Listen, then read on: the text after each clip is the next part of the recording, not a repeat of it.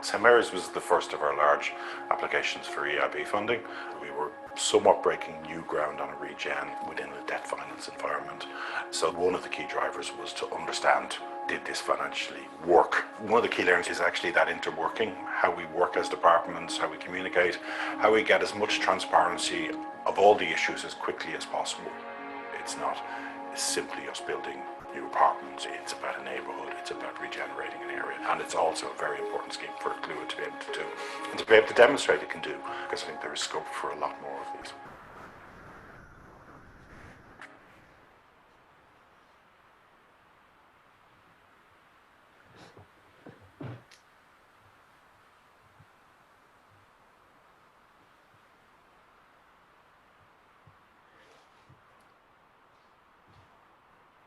Okay, thanks, Pat. Good morning, everybody. Or should I say in Australia, good night. Look, this is our first session, so I think it's important we hit the road quickly. Our first session this morning, we'll look at the financial landscape, the fallout of COVID-19, and the opportunities for housing delivery. And the Minister mentioned, there are a number of opportunities now that we've been looking at over the last number of months. I would share the session.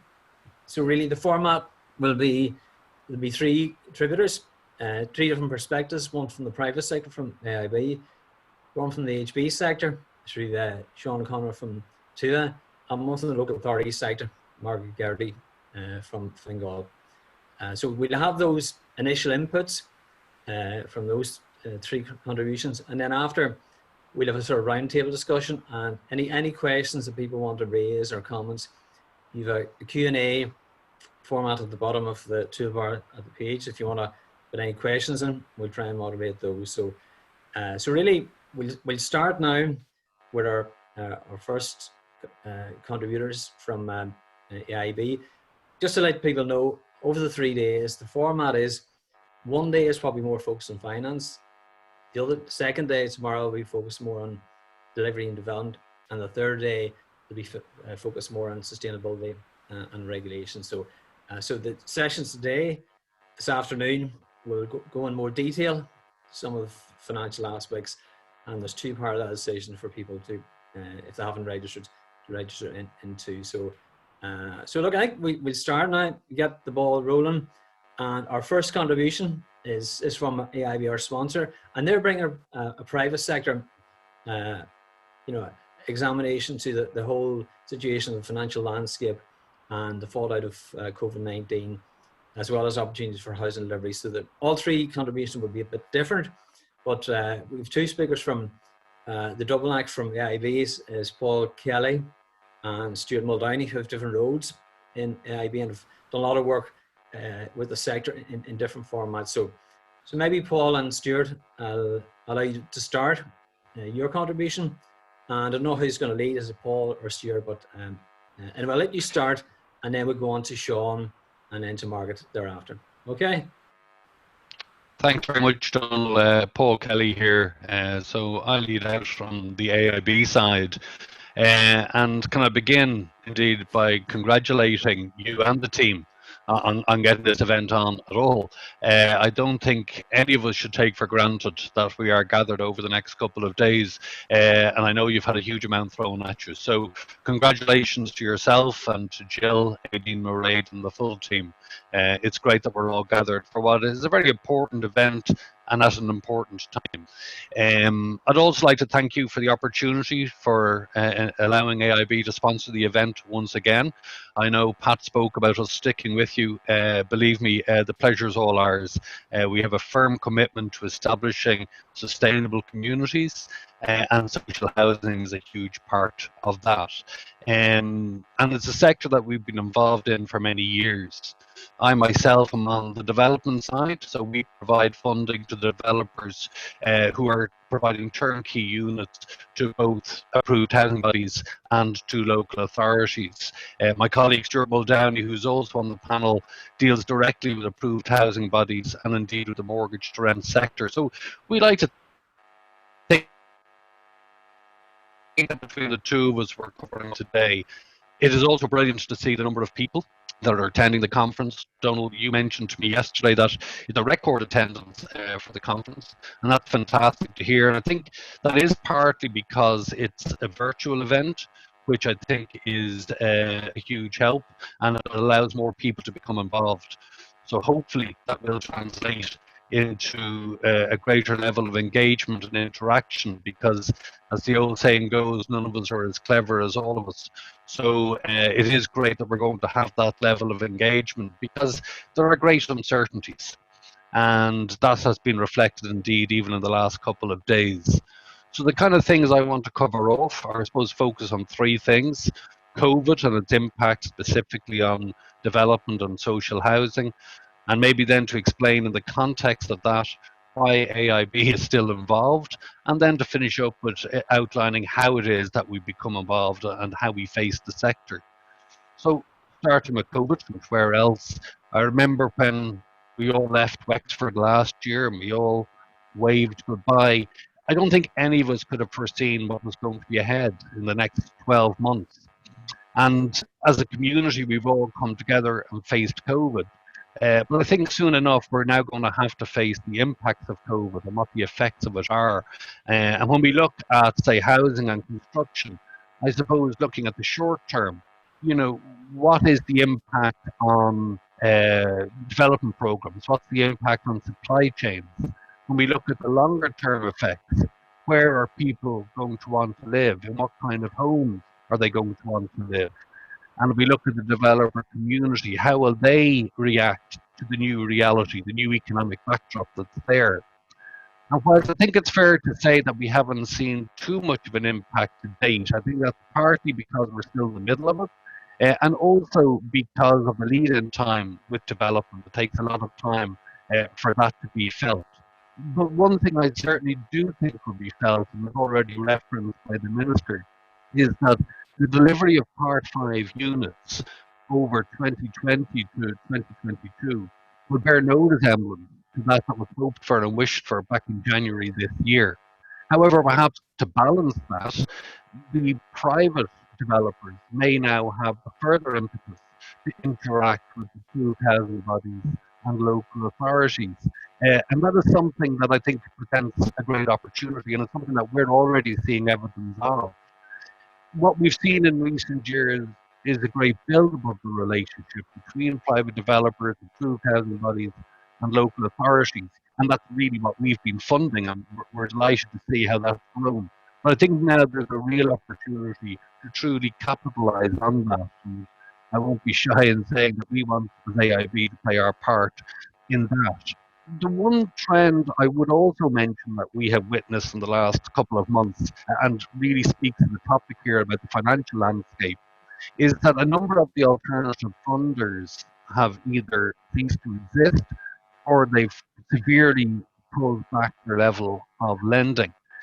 Now, I just want to be clear, that is not something that AIB is happy to see in any way, shape or form, because there's a huge amount of work to be done, a huge amount of units to be developed and to be funded. And we firmly believe that the more choice there is for people, the better it is, because AIB can't, and indeed shouldn't, fund all of those developments. So the more choice there is for people, the better it is. And we don't know yet if this is going to be a long-term trend or is this a short-term blip. But I just thought in the context of what we're discussing today, that would be worthy of mention.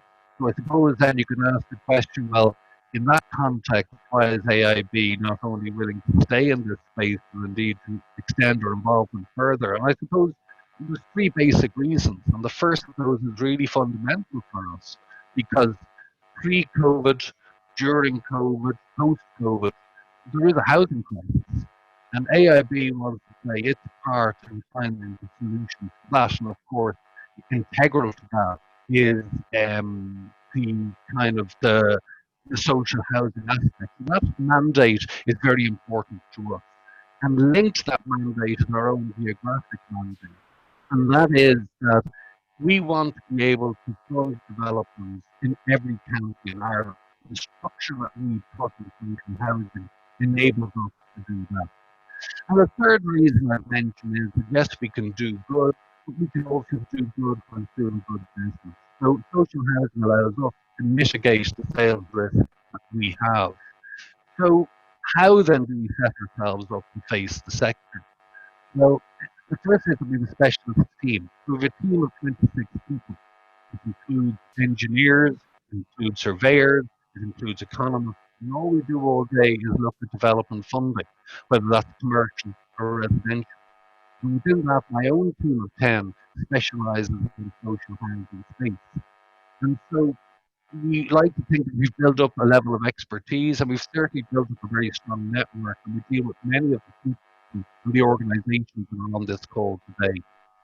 You'll also have heard from the Minister and from Pat that we have launched recently a €300 million social housing fund. And that follows on from the fund we launched 2 years ago for €100 million. So hopefully you can see the direction of travel we're going there with the amount. But it is, and it very much helps my team to commit further to the social housing sector as we move into it. And aligned to that then, we have our approach.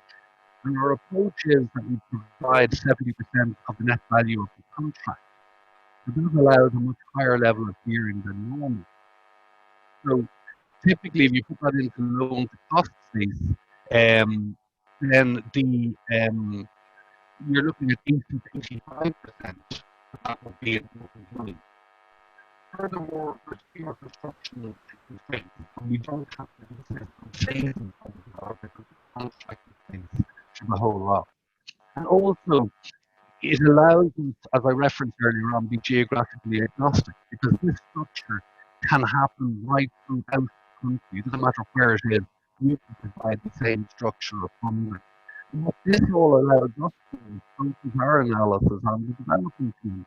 What is their ability to reduce the development and the construction? What's their experience, their background, their financial standards? And this is an analysis that local authorities or AHBs will take over. Just in terms of we provide funding for turnkey development, and I know a lot of approved housing bodies like to use the licensing, and it's fair to say that limits the ability, practically speaking, of a bank to provide funding, which is absolutely fine. As I said earlier, we can't do everything. However, I suppose I would question from the approved housing body perspective why they take on this developer risk and why they commit the funding early in the project. And I say it as much because we've seen in the last number of months the unforeseen events that can happen in terms of construction finance. So it's only an observation. Maybe it's something that can open up into conversations and discussions in the coming days, especially because I suppose it comes on the back of last year. One of the discussions we had was around the contract for approved housing bodies and the fact that they were subject to contract, which created a problem for us when we were trying to discount them. We were able to start that conversation last year, and there were many conversations which I talked about the conversations that happened afterwards. There was many of those, and we were able to better understand where each was coming from, and we came to a resolution. And that resolution is that we get the CAF and the HFA letters, and they allow us to be comfortable with the structure of the funding, and we can therefore provide the loan. So I mean that in the discussion and in the spirit of being able to talk over the coming days. Paul, can I just interrupt here? Your sound has got increasingly worse over the last few minutes. Oh, right. You know, I'm just wondering, like some of the issues you mentioned about the license and so forth, I wonder, would it be possible for maybe, if you maybe looked at your headset again, maybe for Stuart to come in? We were losing you there. Some of the good stuff you had to say, we were losing a lot of it. It was sort of going out very quickly. Okay, no problem. Well, Stuart, you want to take over there? Apologies for that. There's always a second to go. Hopefully my sound is a bit better quality. Unfortunately, I think Paul, your line was just breaking up. Good morning, all. As Paul said, I'd like to echo the thanks to Pat and Donal and the ICHS team for all their efforts in getting the conference online. It's a great testament to them and the team. So delighted to be with you and delighted to be continuing our sponsorship of the conference. I hope everyone has a great few days and an informative few days. As a pillar bank with a big focus on sustainability, it's only right that AIB is involved in the social housing sector. The housing crisis has not gone away, and support from all stakeholders is required to meet the challenge of housing in Ireland today. We are proud to play a small part in that delivery of homes for individuals and families. With the impact of COVID, it's likely the need for more social housing will only increase. Our strategy is to provide funding solutions at all entry points of the market to assist with that housing delivery. As Paul outlined, we are very active in the development side of the market, but also highly active on the acquisition financing front for AHBs, which is my focus.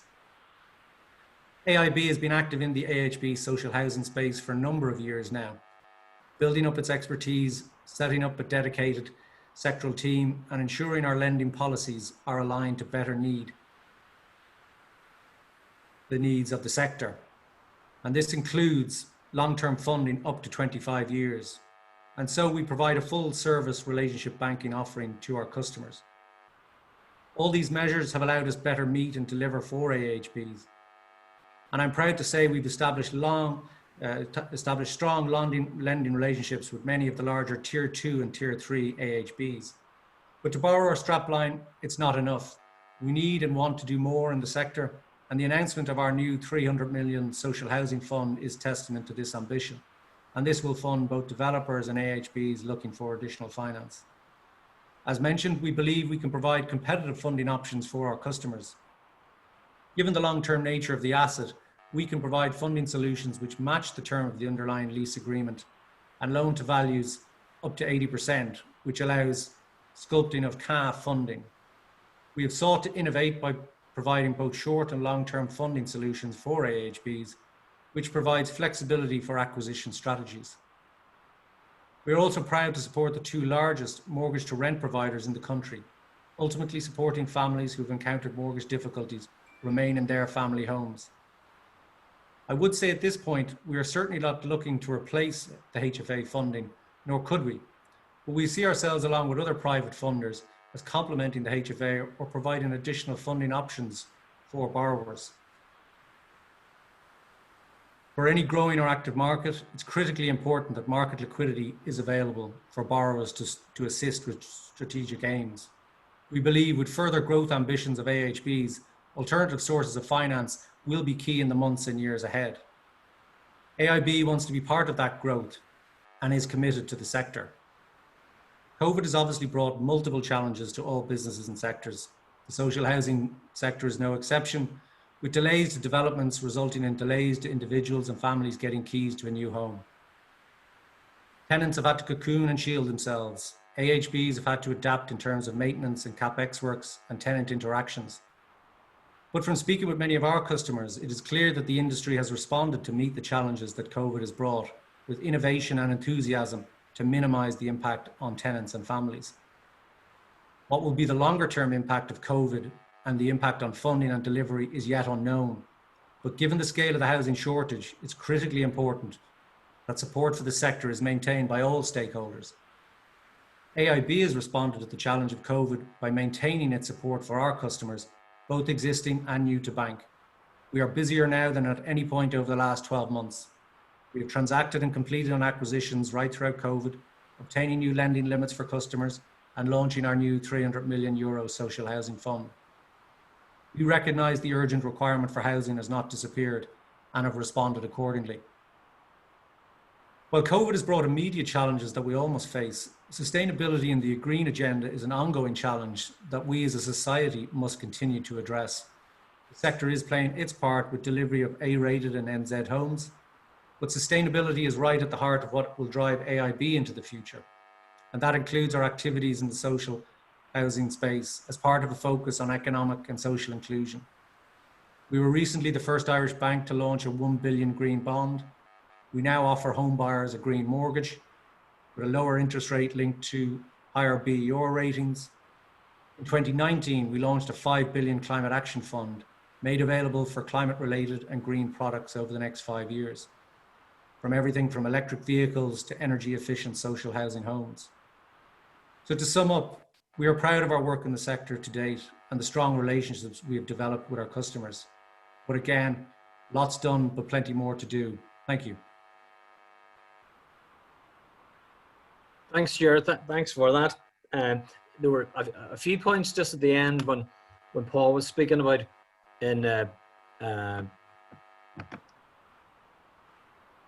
thanks, Stuart. There were a few points just at the end of Stuart's presentation in relation to, you mentioned about the license agreement and so forth.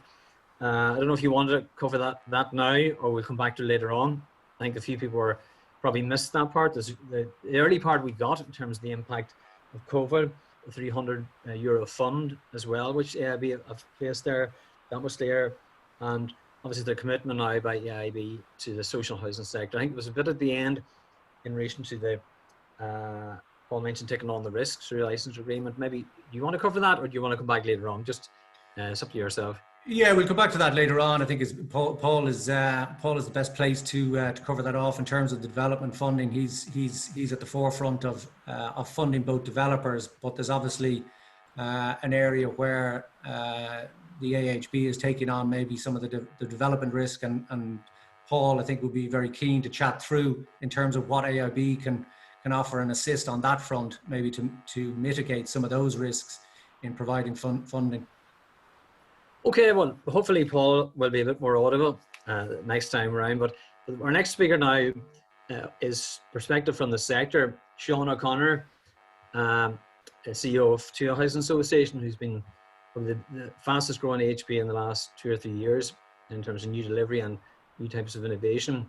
And obviously, COVID has an impact on HBs as well. Sean's a surveyor. He's up in Cavan at the moment, I think, Sean. So hopefully your broadband is good up there. So Sean, your perspective from Tuath, and really giving a direction long term where you would see Tuath going in terms of the new financial landscape. So the floor is yours, Sean. Thank you, Donal, and good morning. Hello. And thanks again to the Irish Council for inviting me. I am indeed in rural Cavan. Broadband's strong. Bit of rural fibre broadband here, so hopefully that will not jinx me, and we'll get through this with no interruptions. Just to begin, I just want to say a few thank yous. I want to thank AIB for sponsoring the conference. Also want to thank them for lending Tuath a few bob over the last few years, 40 million to be exact. And along with CAF funding of about 11 million, that's helped us to deliver over 230 homes across the country.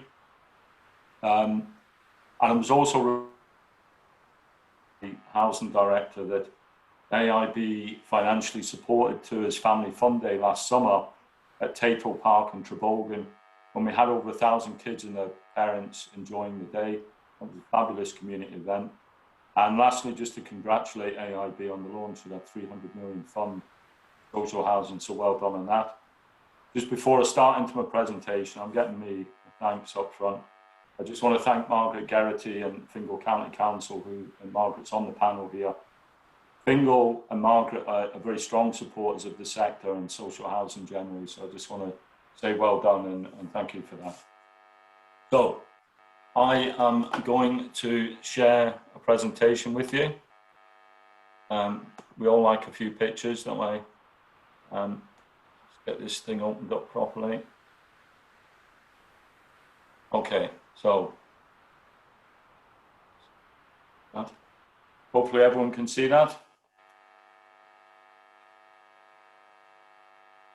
So, the challenges presented by Covid-19 for the sector is formidable, but we will rise to the challenge by working together.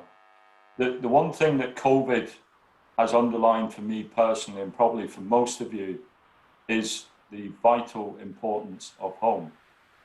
And today I am going to be hopeful in tone about the future.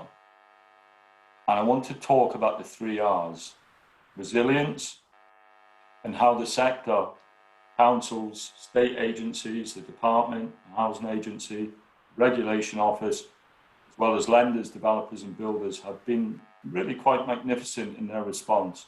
I just want to say right now, well done to all of you. Showing that resilience, and we got through some of the worst, and there's probably more to come. Recovery, how we can use the crisis as an opportunity to rethink housing. How in recovery we secure national buy-in where society sees social housing as directly benefiting all of society, and where ordinary working families see the benefit of social housing to them and their children and grandchildren. But it's not an abstract thing which they just pay for. And thirdly, rejuvenation, and how the sector can and will hopefully play a major role in new thinking around housing, spatial strategy in tandem with investment, decarbonise and green current housing stock. I'm very proud of how my staff and my volunteering board members responded to Covid-19.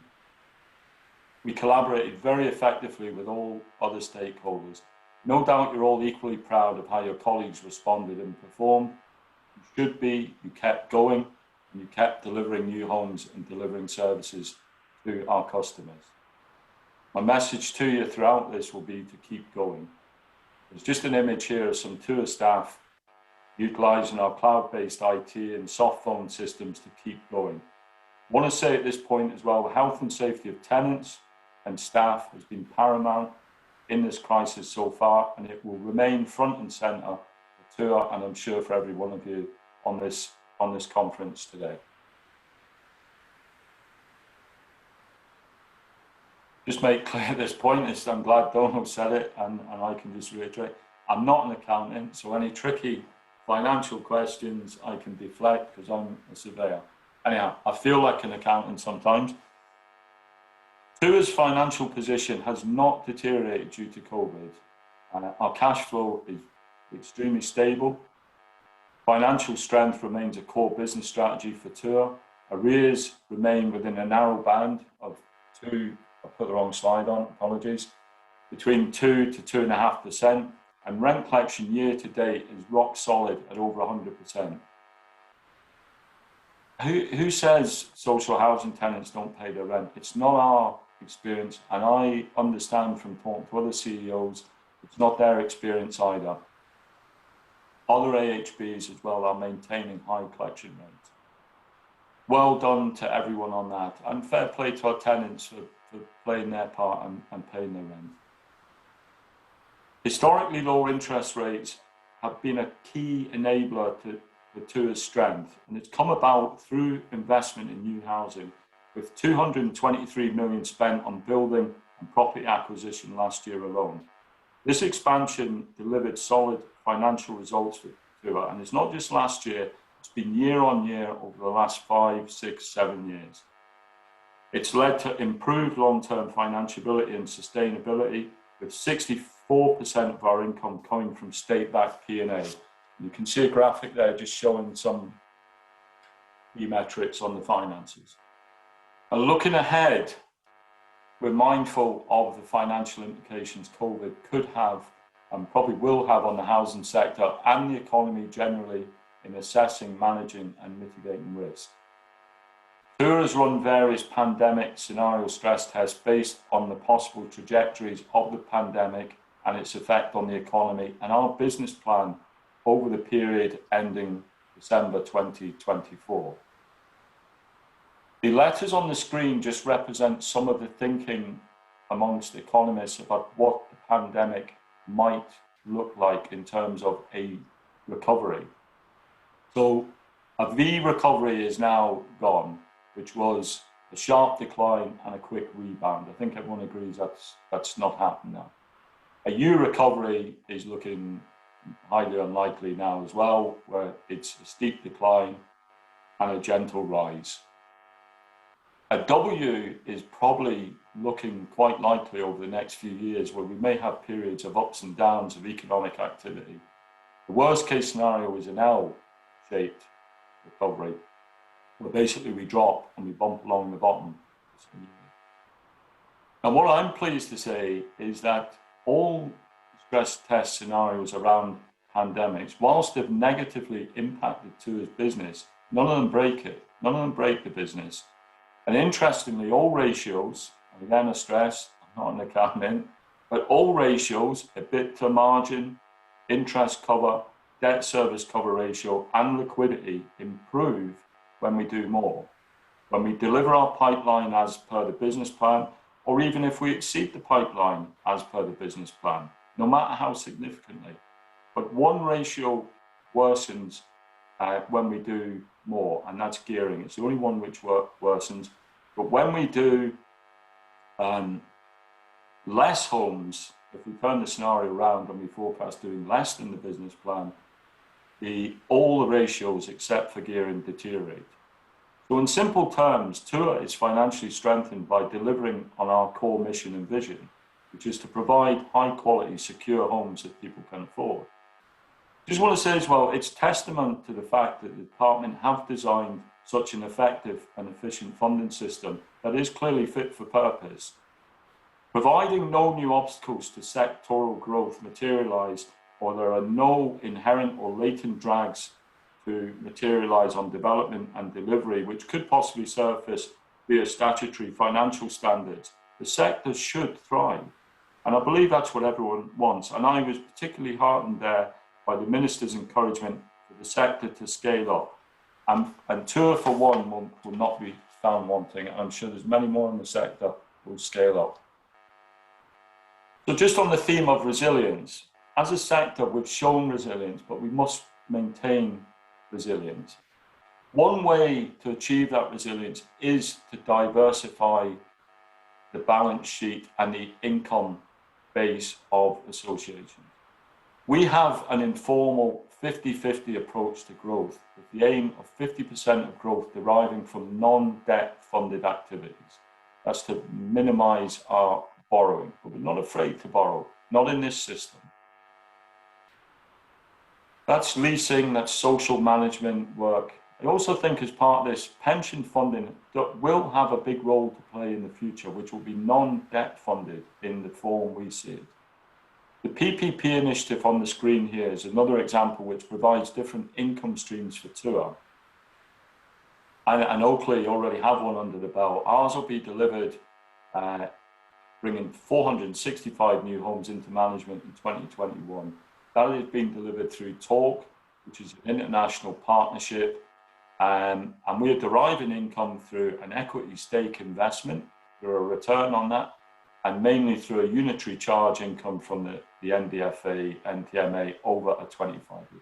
That's one example of the diversity. For anyone who's interested, the scheme on the left is Clonakilty in County Cork, and the one on the right is Roscommon Town. Now, what opportunity may arise from the crisis? Because every crisis has opportunities. Now, this has been a horrible, horrible time, but I want to look ahead and to try and be hopeful for the future and to figure out for the sector what opportunities will arise. This screen is, JFK pointed out this previous crisis with the States, that the Chinese word or the two characters for crisis signifies danger and opportunity. And additionally, Albert Einstein was quoted as saying, in the midst of every crisis lies great opportunity. Undoubtedly, we are in the midst of a multiple crisis. We have a health crisis, we have an economic crisis, and we have a climate crisis. Let's not forget Brexit. Let's not forget we had a housing crisis before this pandemic arrived. None of this has gone away yet. And undoubtedly, there will be opportunities that will arise. We should exploit them as part of the recovery process as best we can as a sector. So what can we do as part of the recovery process? One opportunity is to deliver more on affordable housing, the missing link of housing policy. The image here is of a Tuath Respond joint venture, cost rental pilot scheduled for completion in summer 2021, at a cost of 54 million for 105 social and 50 cost rental homes, which will be rented at approximately 50% of the open market rent in the area. Just on this scheme, I just want to thank Respond, our partners in it, Dunleary, Rathdown County Council for all their support and for the site. the housing agency and the department for all their work and providing service site funding, and the HFA for providing the loan financing. On an unrepeatable deal, which I can't disclose, otherwise someone will shoot me, namely Barry O'Leary. But they've put in place very competitive financing package, which has allowed us to get to 1,200. As I say, it's a pilot basis, but hopefully there will be a scheme put in place by the state to properly deliver affordable housing, to put it on a proper footing. Just staying on the theme of recovery, what else could we do to enhance the chances of recovery? One thing I'm pretty certain about, it will be aided by innovation. Crises of this nature require innovation, and the human race is innovative and will change as required. For too long in Ireland, house building has been too slow, has been dominated by the old ways, the old wet trays on site. This scheme is in RD, it's 102 homes, mainly 3 beds. It was delivered at an average cost of €218,000, including land and design. Our contractor and manufacturing partner was Modern Homes Ireland. Approximately 90% of these units were factory made, and the whole scheme went up from start to finish, including groundworks, in 12 months. We need to do more of this in recovery. Capacity needs to be increased in off-site manufacturing, and state investment should flow into it. More on recovery. Housing is akin, or house building is akin to petrol on an economic fire. We just need to do more. We need to assist the country's economic recovery while providing homes and viewing homes and housing as essential infrastructure. Just want to touch on this point because much is made of the loss, and I'm doing inverted commas, you can't see me, the loss of new homes to the AHB sector and the local authority sector from the private sector, thereby depriving first-time buyers of an opportunity to buy. It's just not true.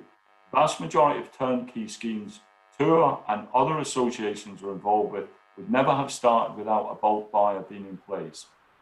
So it's essential that turnkey schemes continue.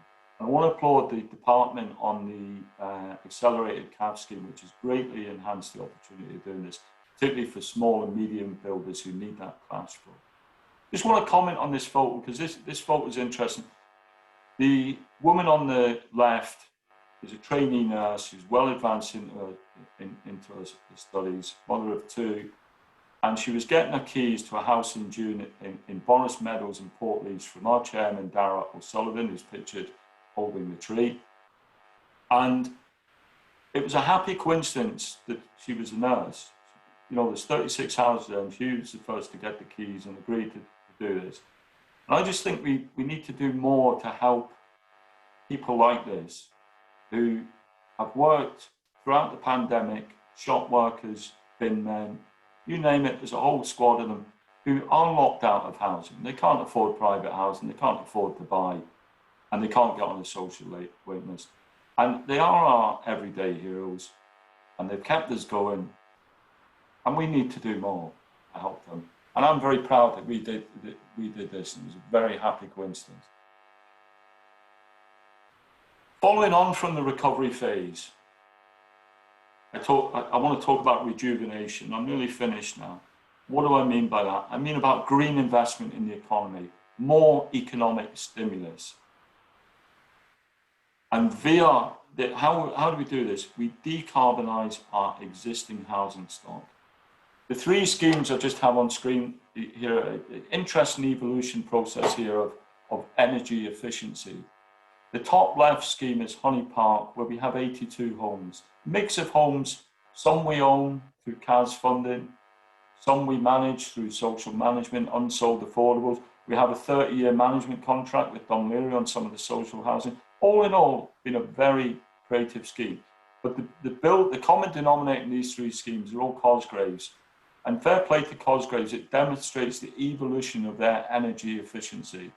So the top left is Honey Park, group heating, combined heating and power system. The scheme underneath that is Coolanaw, where we have 124 homes. That's A-rated. Again, another group heating system.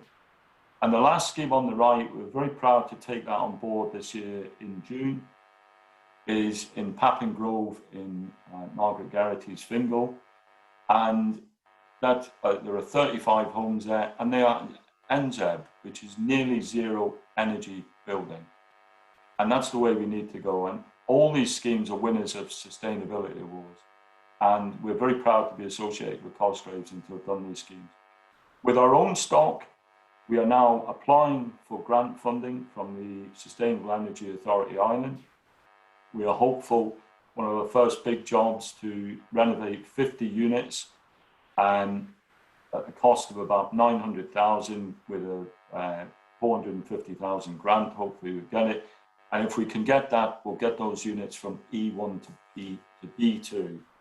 And again, of course, this is going to be an economic stimulus. The rejuvenation process could also involve the repurposing and optimization of buildings which are now becoming obsolete. So these office premises on this slide will deliver 84 new apartments in Dublin City and 35 in Cork City. Hopefully we'll be starting on site before year end. These are not, the one on the bottom of the slide never really took off. It's just obsolete. The one to the top of the slide was 60s, early 70s building, but it's past it now. They've got full planning permission for housing. We have deals in place. More of this needs to be done. This is my penultimate slide. What does it mean? You know, perhaps part of this rejuvenation process might involve a rethink of Ireland's spatial strategy, whereby rural towns can be revitalised and regenerated with the assistance of the National Broadband Implementation Programme. Again, it links into the greening of Ireland. The property image to the far left is a scheme Tuath is working on. Dan O'Brien Terrace in Buttevant, County Cork. We're working in partnership with the council to restore and bring back into use a terrace of 10 derelict late 18th century houses with heritage importance. Not normally a thing you would be looking from a financial perspective, but it's preserving history, and it's probably a greener way to do it than to knock them and to start again. So the image speaks for itself in that, and I think it's incumbent on the country that broadband's essential for all citizens to avoid the creation of a two-tier society. That is, those with internet and those without internet. The importance of broadband to ensure educational, work and life chances for all citizens, has never been starker with the onset of Covid-19 and our reliance on this type of technology. I just want to leave you with that message. Keep safe, keep well, keep going. Thank you all. Take care.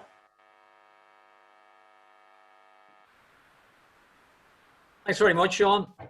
Very upbeat in terms of what you guys are doing, and also a lot of thinking going on where you see the organisation going in terms of other social issues and almost the multiplier effect you mentioned of housing in terms of economic, social, health, and regeneration benefits as well. So thanks for that. And we'll come back to some of the issues you've raised there. I'll come back to you. Some of the conundrums you mentioned in terms of finance, we can speak about that a bit later. Okay, I'd like to introduce Margaret Geraghty from Fingal. Margaret is well known, Director of Housing in Fingal, has had a long and distinguished history in local government and has a lot of work done with the CCMA and various committees within that area. She's also, Margaret, involved in the IRC, the Regulatory Committee for HBs, and also been involved more recently in terms of the HB Forum in Dublin with her colleagues in Dunleary, South Dublin, as well. So look, Margaret, the floor is yours in terms of your role in Fingal, and after this we'll have some of the questions we've got ready from speakers. So thanks, Margaret, and up to yourself. Good morning. Thanks, Donal, and thanks everybody. Just at the outset, I'd just like to say thank you for inviting me here today to make this presentation. As you know, Fingal is very strong from a value perspective in terms of the delivery of housing, and working with our partners in the Irish Council for Social Housing in that regard. Today, with my presentation, which I hope you can see, what I want to do really is to just take you through where Fingal is at the moment. Just looking, I suppose, if you put the COVID lens on it, but equally, what I really wanted to talk about is Fingal has had a housing plan for the last number of years, and it has a housing plan for the next number of years. And our partners in the AHB sector play a very big part in that, and will continue to play a big part in it. It's been a really tough year. We are still delivering. We will continue to deliver, and just taking up on Sean's point, I think we have to have the courage to do that, and we have to have the resilience to do that, and we have to push on, because we do need to deliver housing into the market, and we will have to figure out ways to deal with the ups and downs of what is likely to be our future for at least another number of months, if not longer. I'm going to take you through the presentation quickly, just to give you a sense of where Fingal is at. You'll see there that we've been on an upwards trajectory since 2015 in terms of delivery of homes for social housing purposes in Fingal. The 2020 number, it will be down, and at the moment what we're trying to do is mitigate that loss. And indeed, earlier in the year, when we were being asked by the department not to move our focus away from acquisitions a bit, given the nature of Fingal and the significant amount of construction development underway in Fingal, we took the risk of ignoring that slightly, and I'm somewhat glad we did, because we have managed, and we will manage, and again through with the AHBs, bring turnkeys on before the end of the year, which will help with delivery. Again, just a very quick slide there, which shows you the trajectory again over the last number of years. And what you can see is that turnkey, which is the grey line at the top, has been a significant feature of delivery. And you can see the construction line, which is the blue one, is up and down, but what's been happening with our own construction projects, we brought forward a number of quick wins really in terms of construction, and delivered those pending Part 5 picking up, which was based on strong activation of private delivery in Fingal. And our leasing opportunities have kind of been bumping along the ground for the last number of years. Again, just to give you a flavour of the work that's been done by the approved housing bodies in Fingal since 2015, including, with strong support from the department, from the Housing Finance Agency, and from the ICSH. And you can see a total of 773 homes were delivered up to the end, or to date, from 2015 by approved housing bodies in Fingal. And indeed, it's been one of my priorities since I moved to Fingal in 2015 to really strengthen the relationship with the approved housing bodies across the county. And we've worked really hard to do that. And we have I think we've succeeded in doing that, and I think we're in a good place to build on that platform into the future. That diversification of Fingal housing stock is a really important part in terms of the delivering community across the county, and none more so than over the last 3 or 4 or 5 months, when we've been trying to deal with the impacts of COVID, and all of our partners have been really strong in that regard. And that diversification and that engagement with approved housing bodies, and that relationship building that we set ourselves the target of doing has really helped us over this year.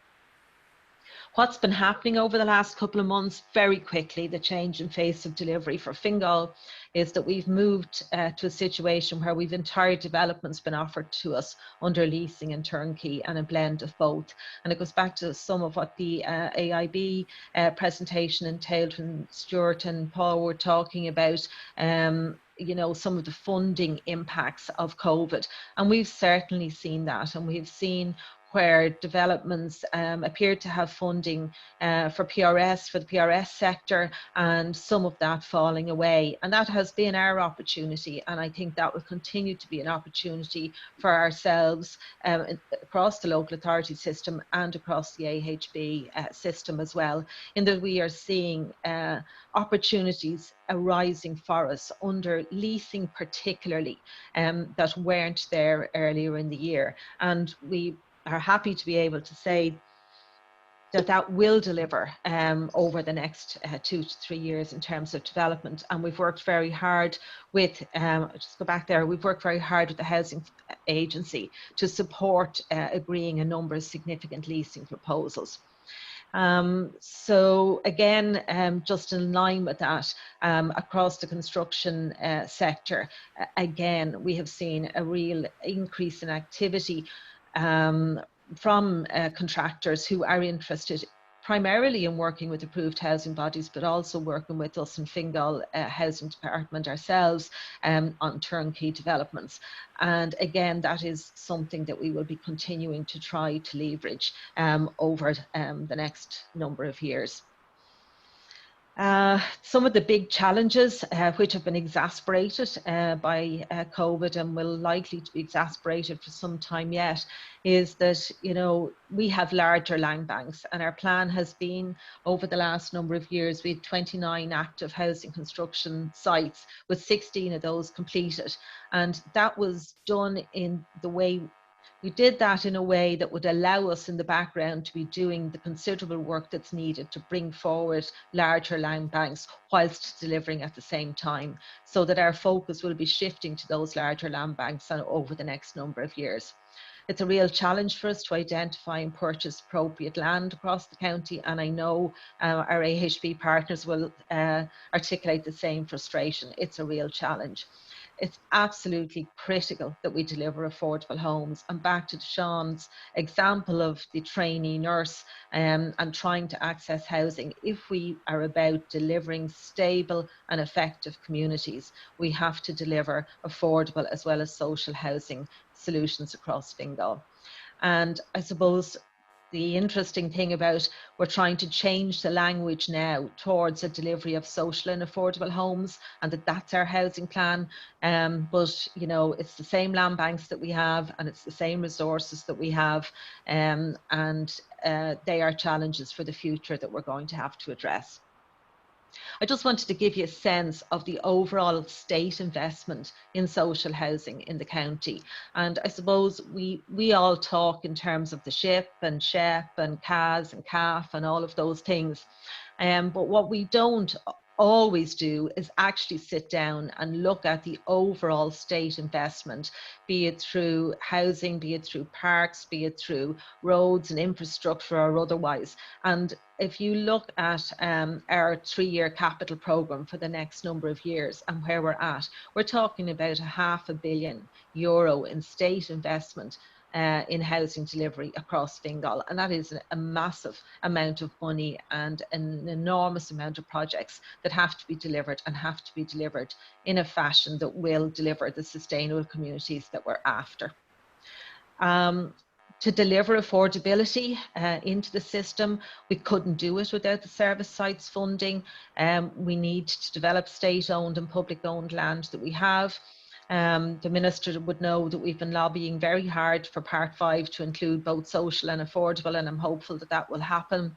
We are in collaboration with all our partners, including the Land Development Agency, who have a number of sites in Fingal. And really there's a key thing for us in terms of cost rental about retaining land in public ownership into the future. And in public ownership, I am including our partners in the AHB sector in that. Other enablers to support the type of delivery we need to, you know, we're talking about a $500 million program. That requires so much more than the technical skills and architectural and professional skills to actually build housing. It requires us knowing, been able to have really strong key data and key research done so that we know what it is we need to deliver into the future. We need that to be real-time information. We need the IT infrastructure to support that. And sadly, I'm not the only local authority in the country where the effects of the 10 years of the economic collapse meant that our ability to bring forward and develop the IT infrastructure that's needed to deliver on the type of programs that we have to deliver on and meet the needs of our tenants in the way they want us to contact with them lags behind, and a considerable investment and effort is needed. And I suppose if I could pick one example there, and again, I know the members here at the conference this morning share my frustration sometimes at even the pace at which we can identify tenants in order to occupy properties that have been built. And some of that is due to the lack of a sufficient IT infrastructure in place to do it. And that is something that Fingal is very focused on fixing and improving over the short to medium term. We need property knowledge and expertise. We need future land acquisition. We have every single piece of housing zoned land that Fingal owns in play as part of this housing programme. There isn't any other land until we rezone more land, and the challenges that that brings for us as part of a development plan, as a part of MPF and all those other things that we need to consider. But the most important thing that we need is partners. And again, I'm reaching out to my colleagues here this morning to partner with us as we try and deliver that vision. I just wanted to give you a number. I won't go through the various sites, but just in terms of the numbers that we're talking about delivering on our mixed tenure sites over the next number of years, and it's over 3,500 homes. And that's social and affordable homes. They're all big projects and they all require SHD type planning processes, not our normal Part A planning. And that in itself will bring us an enormous amount of challenges, bringing our councillors with us, bringing our community with us in order to deliver that number.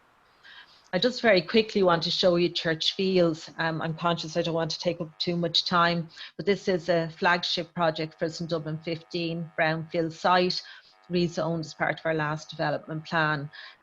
It's in an area that was where the previous social housing was in the Dublin city area and transferred over to Fingal a number of years ago. This is a massive project for us. There's 1,000 properties, or potential for 1,000 homes in all, in 2 distinct plots. The first one delivering almost 500 homes. As part of the development of this project, we're not just looking at delivering a high quality NZEB, a social and affordable housing scheme into Dublin 15. We're also trying to put in green infrastructure, park, cycling infrastructure, and improving the general roads and street infrastructure of the developments that are adjacent to this project.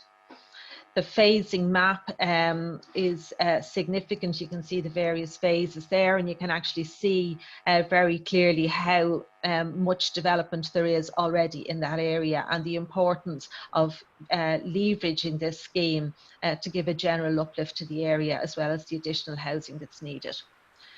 In terms of progress to date, this is a massive project, and our own councillors sometimes, I think, get frustrated at the pace of delivery, but I think you will all know and understand, particularly when you're delivering in a brownfield location, there are massive, massive challenges that are there before you ever get a spade in the ground to build a house. And I won't go through them, you can see them there. We're hoping to be on site in March 21 with the scheme completed by mid-2025. Just one very quickly, I'm not going to go through the concept financial models for illustrative purposes, but I suppose very quickly what we can show you is that if we're bringing forward 337 homes, you'll see the different profit margins there in terms of, what has to make this scheme attractive, and getting that spot and that sweet spot and that balance between what you can sell or provide for a 2-bed or a 3-bed property at the market price that's needed to meet that affordable need, and actually also provides for profit for a developer. It is heavily reliant on the Service Sites Fund and the land values that Fingal will put into the equation. Again, as part of the first phase of the development, we'll be looking at a cost rental model, and we will be working with an AHB to do that alongside us. And again, the type of rents that we'll be trying to achieve, I've just noted below there in terms of a 1, 2 and 3 bed, and you can see the figures on the screen, I hope. I suppose the real challenges for us, as we try to bring forward this development, we've got to make sure that our project manager achieves their programme. We've looked for enhanced service sites funding because we couldn't make the financial model work without that, and we're optimistic that we will get that. We've engaged with the community and our councillors, and we'll continue to do so in terms of bringing forward the development. One of the key things that we're learning as we do this is, as we try and run the design to meet development plan standards, to meet density standards, to provide homes that would meet the needs of the people on our housing list, and as we try and prepare our planning application, we keep having to rerun the financial models in tandem with it to see that it'll work. And then the second part of the site is a high-rise development. It will be for apartments, and we're struggling at the moment to make that viable, and we'll be looking to bring that forward after we've brought the first phase through. I'm just going to quickly just mention a few other things. I know I'm talking a while now. I just wanted to very quickly talk to you about a proposed development in Lust that we're bringing forward for affordable housing. It is a site that we bought with planning permission. It'll deliver 51 homes, 39 of them affordable. A number of them are special needs, some social units, and we have secured service sites funding for this as well. It is adjacent to a social housing scheme that Tuath will be developing with us in partnership. Again, we've tried to put a model together here. I've just to give you an idea of the site. We've tried to put a procurement model here, and if we hope to award a tender for this shortly. And what we've been trying to do is develop something that, if it works for this scheme in Doneamer, that we will be able to scale and scale up on other schemes. It's been really difficult again to get it to work financially.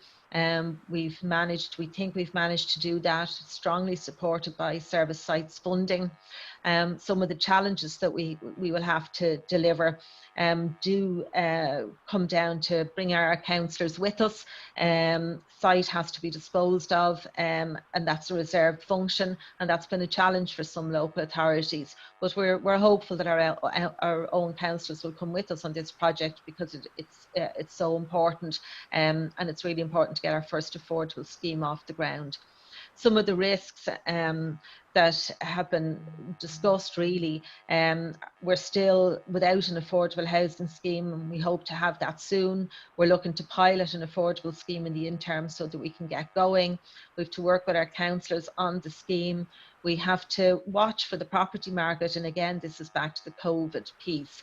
And there is a risk that you could find if property prices are impacted, and I'm not seeing a great sign of that at the moment, so I'm hopeful that that won't happen. But if the private property market falls, the margins are so tight on bringing forward something at an affordable level, that you can deliver into the market at an affordable level, that if that we could end up seeing the margins between affordable and what's for sale privately reducing, and that is a worry for us.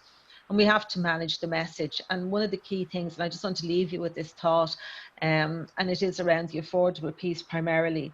Everything that we do, I think, in terms of delivering social and affordable housing, as well as all of the things that we have to achieve in terms of targets and otherwise, we have to manage the message very, very carefully. And it's really important that I think that we focus on that. And it's never been more important now than with the impacts of COVID. And I would like to leave things on a strong note. But I'll just give you one example where a councillor recently said, when we were talking about our affordable scheme in Lusk, well, if people are only buying 80% of their property because the state owns the other percent, then actually they're not getting anything affordable. They're paying less and they're getting less.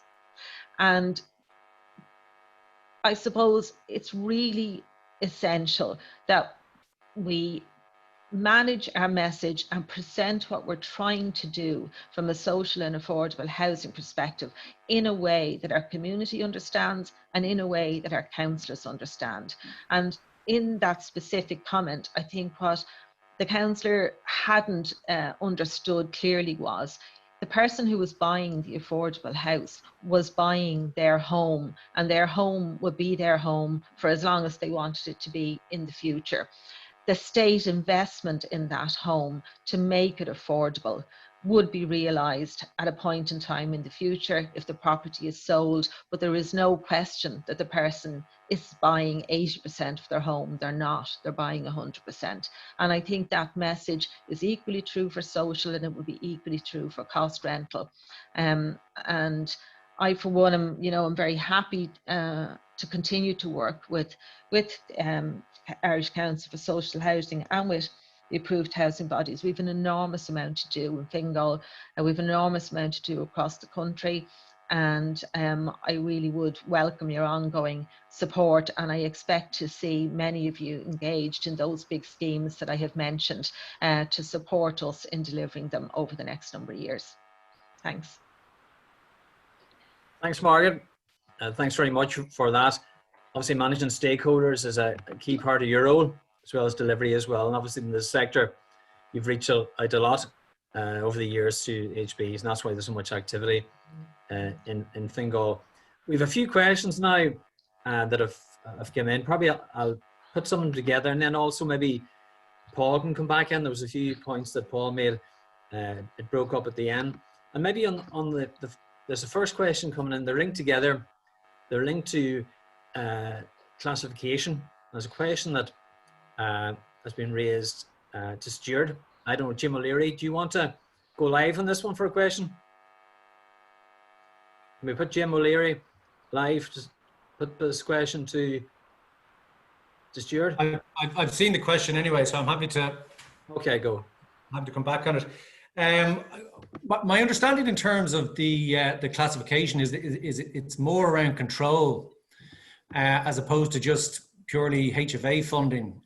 So it's the control element that the government is involved in terms of nominating and putting forward tenants into units, control around the CAF funding, etc.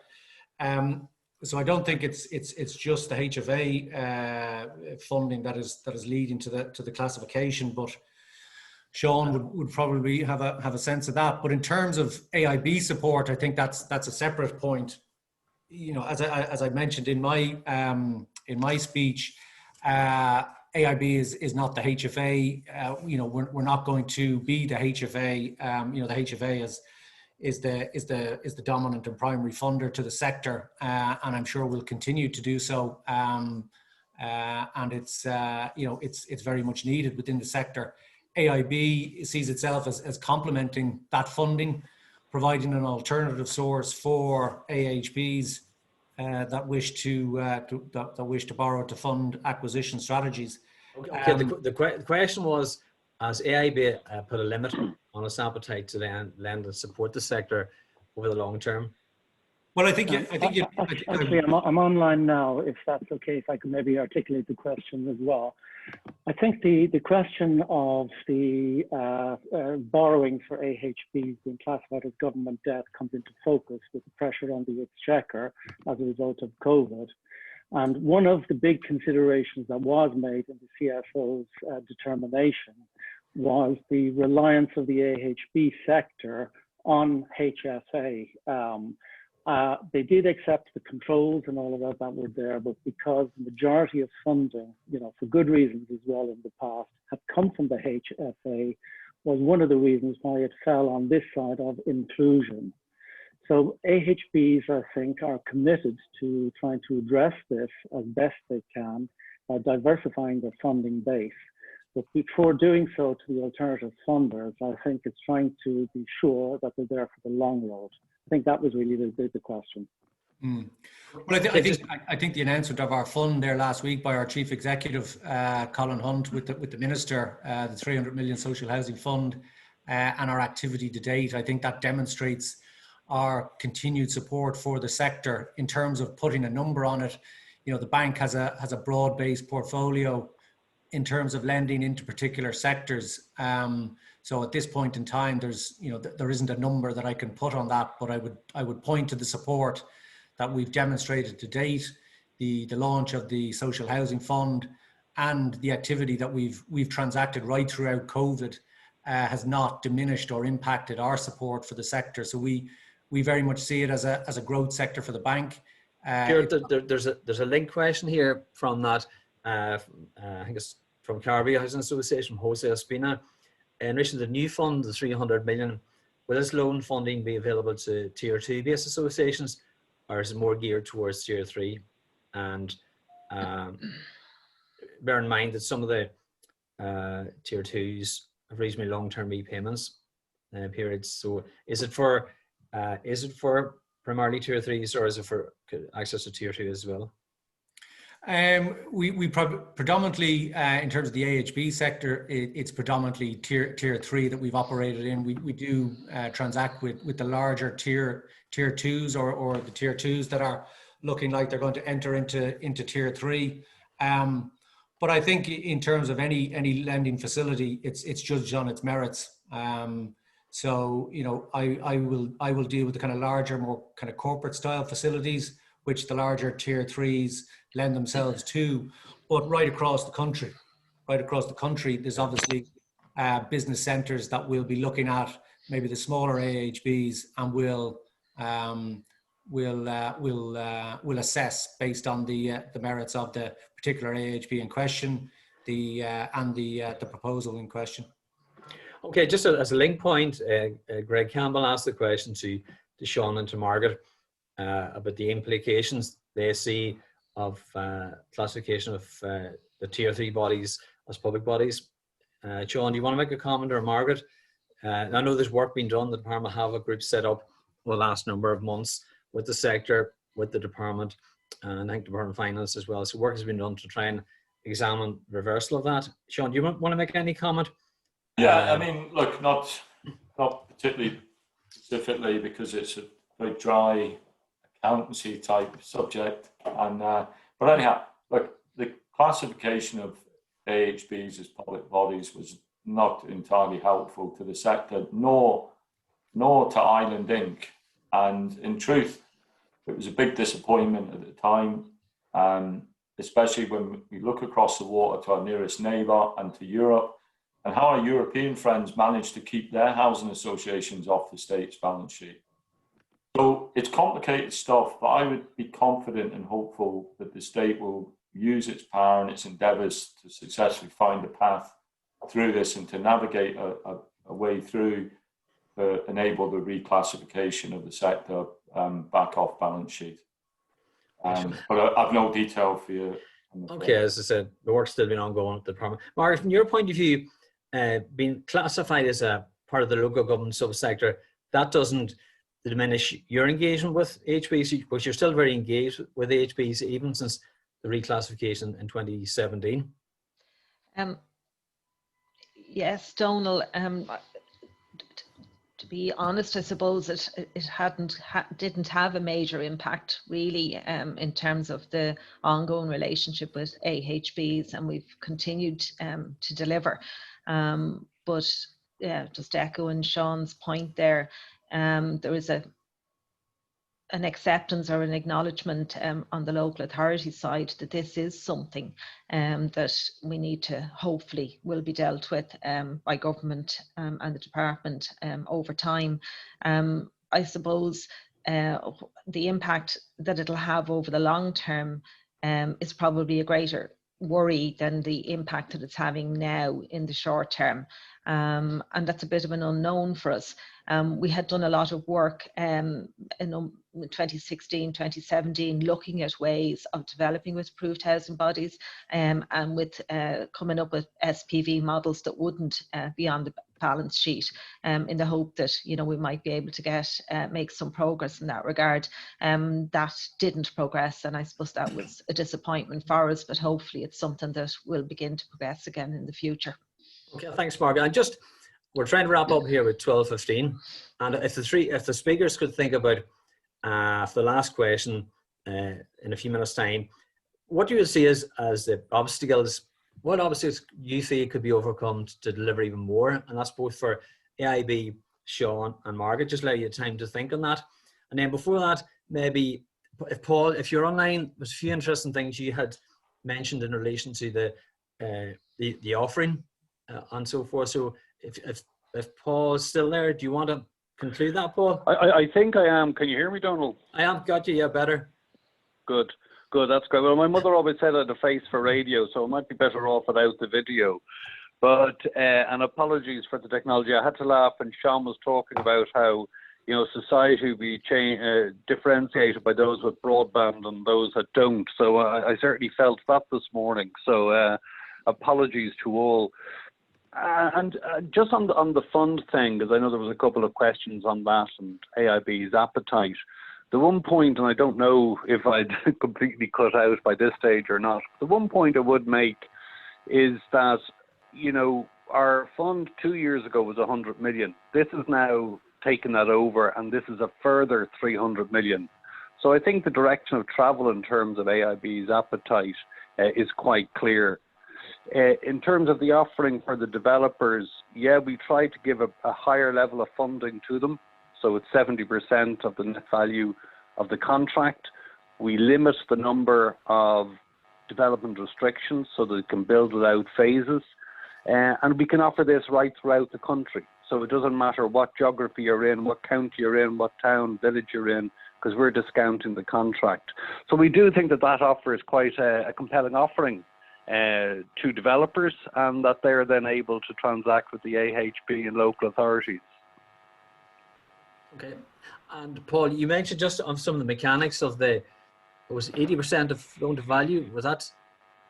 You know, it's up to 70% of the loan to value, but what I was saying was that in old money, if you compare that on the loan to cost kind of model, that would equate to about 80 to 85%. So it's just to kind of give a sense for the, you know, the much lower level of equity that's required from a developer in order to enter into a social housing deal. And the key to this, and I mentioned this at last year's conference, the key is the power of the signature that you have as an AHB or a local authority. Because when you sign that contract, it really changes the ability of that developer to get funding and the level that they can get funding at. Very good. And the other thing you mentioned, just since you're on, your green credentials, you mentioned those in terms of the bond and various measures. In terms of the sector, both local authorities and HBs will be more active in that area in the coming years. Do you see that's a space you can inherit as well? And what difference would be in AIB's offering in terms of green? Is it scale? Is it just trying to get the? Yeah, well, yeah, and I mean the first step is the green bond that was launched last month, and that was like, we're the first Irish bank, and I understand only the second European bank to launch a green bond. So it really is, you know, quite a big deal and quite a big step. We see the entire ESG agenda as one that we very much want to be involved in. And so the environmental side and the sustainability side are key for us. And social housing is a part of that. The AHBs and local authorities, they want A-rated product. So obviously everything that is built at the moment is A-rated. And, you know, as Sean mentioned there about NZEB, that is now the case for every new development that's ongoing. So we can fund that. In terms of the next steps for us as a bank, as we go forward and how we fund ourselves through bonds, what we've done with the green mortgages, I think they all show that we are going to be passing on those savings to the customers. So I think that's going to be the next step in what we do. And we've started that step with the green mortgages, but it's very much front and central to our agenda, and we've demonstrated that with the steps that we've taken to date. And just one last thing on that there, in terms of if the HBs continue to increase their delivery of turnkeys, I take it the finance will be there on your other side to support the developers. Yeah, and that's kind of the side that I focus on, and we've been doing that the whole way through. We have continued to fund new proposals on existing customers right through the last 6 months with all that's gone on. And like I said earlier on, and you may or may not have been able to hear it, but the key thing for us is that there's still a housing crisis, and we're there to try to support it. And how we've increased the social housing fund, how we've focused the team, how we've built a specialist model within our development team, that's all about supporting social housing. So the developers have had great relationships built up over the last couple of years with AHBs and with local authorities. And what I was saying earlier on is that now is the time to capitalise on that, because private developers will increasingly now look at the social housing sector to help balance their sales risk. And we have been funding that exact space to date, and absolutely we'll be looking to do more. Okay, and Margaret, just one final point. Your side, obviously, as a local planning authority, you're controlling the Power 5s or whatever, and if there are situations where developers can't access financing to deliver social housing, for instance, have you any thoughts about that? Or obviously you mentioned social and affordable housing being an aid, not just social housing but affordable housing, but if your developers weren't able to access financing and there were a lot of Part 5s which would impact the programme, is any mitigation, or is anything we can do, collectively? One of the things that we've been doing right from the start, Donal, with Part 5s is that early engagement with developers. And I think it's one of the reasons that we were very successful in getting such a number of private construction sites across the county activated, because we went in and we did deals early on the Part 5. And we agreed the Part 5 early, and we took early delivery. And that funding and that commitment from Fingal and from government in terms of the department, in terms of funding, did, in my view, enable developers to get off the ground and deliver. On top of that, we, in many cases, we took more than our 10%. And we've a lot of developments where we've taken up to 30%, we've taken 10, 20 and 30% depending. And we continue to do that. And as new planning permissions come into the system and as developers come in to meet us in relation to Part 5, we're continuing to do that. And the approved housing bodies have played a really key role for us in that as well, and will continue to. And the vast majority of our Part 5s have been delivered in through engagement with approved housing bodies. Exactly. And I think it's been very successful as an approach. And as Sean mentioned, in terms of the mechanics of the funding scheme, etc., like CAF and so forth, has been very proactive to make things turn around quickly. Now, just on the final part here, you have a time to think about any obstacles that could be overcome, which would help more delivery, or anything. Maybe if it's hard, start first with Sean, in terms of any obstacles. You mentioned a few things about gearing and so forth, and you had a very strong picture of how your organisation is functioning now in terms of COVID. Is there any other hurdles you think or obstacles could be overcome?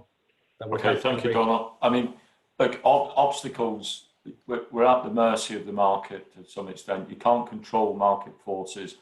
Biggest one possibly is falling property or rental prices. But I do take comfort, not a perverse comfort, but I do take comfort from the fact that there will be, for the foreseeable future, significant supply and demand imbalance. And until that catches up, it's likely to act as a stabilizing feature of the housing market on prices. Unfortunately for purchasers, it's likely to mean prices are likely to remain elevated.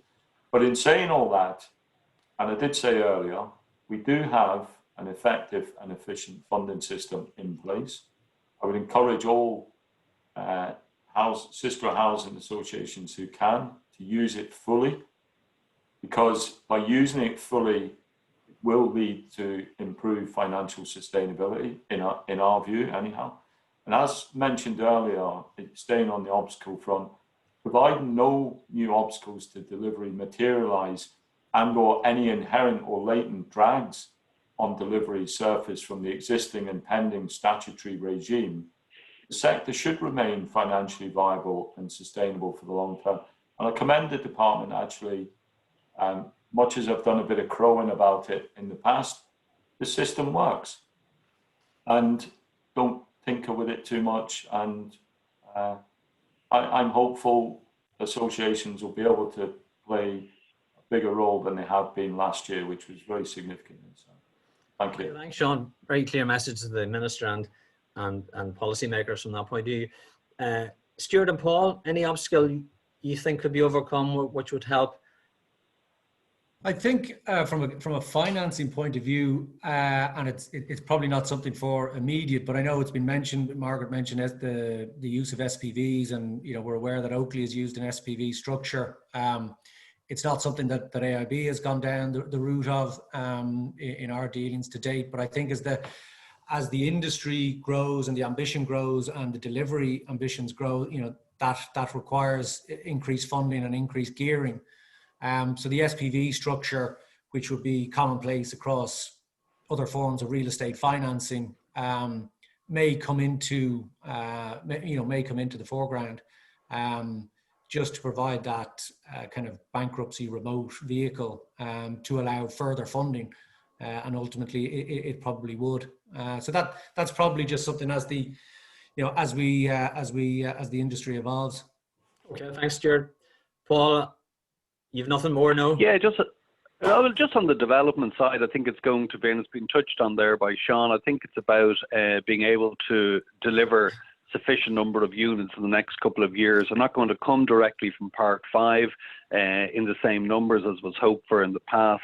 And so if, concentrated number of homes that are A-rated are to be, that can be effectively managed by approved housing bodies and local authorities are to be delivered, I just think it has to be a greater and more accelerated engagement between private developers and AHBs and local authorities. And I think that speed of delivery and that level of engagement to deliver those number of units will be a key factor. I don't see it remotely as an insurmountable obstacle. I see it more as an opportunity actually for the industry, and I think one that, because of what's happened over the last number of years and because of that engagement, it's one that can be overcome. Okay, thanks, Paul. We have a lot of good ideas this morning. Margaret, the last words with you. Anything you think could be overcome, which would be even more delivery in Fingal? Just a couple of quick things, Donal. I'm going to argue against myself now and say that one of the obstacles at the moment is our over-reliance on turnkeys.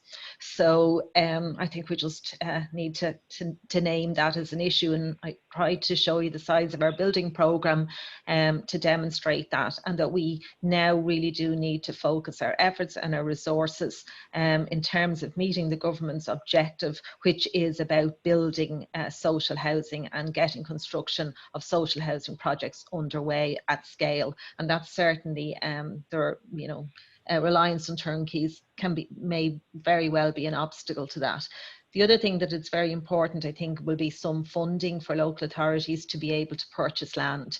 The existing system doesn't really work as effectively as it could, and I would be hopeful that a new arrangement could be in place where local authorities can be part funded at different stages when they go out and buy land, rather than waiting until the end of until the project is developed, and that is an obstacle currently that we need to overcome. And then the last one, I suppose, that I'd just like to throw into the mix as well, it's the procurement models that we have, and how do we engineer social value into our procurement processes to open the market to a wider range of partners who might be willing to come on board with the local authorities and with approved housing bodies to support the delivery of greater numbers of housing into the future. You're talking about social clauses? Social clauses? Not necessarily No. social clauses, but actually the weightings that are attached. If Okay. you look, you know, I would have a concern that there's an obstacle or a risk there, that we, you know, there could be enough construction going on that we don't fully present our procurements in a way that may encourage people who are coming from a public values perspective to be successful as part of a tender process, because it's generally not a weighted consideration at the moment. Okay, thanks, Margaret. And look, thanks to all the speakers, Paul, Stuart, Sean, and Margaret, for a very, very interesting discussion and debate this morning. Some great ideas and some issues as well we need to, you know, keep an eye on. So again, thanks for your participation. Thanks to all delegates who attended this morning, and also the Minister for his address as well. Tea and coffee will be served outside or downstairs.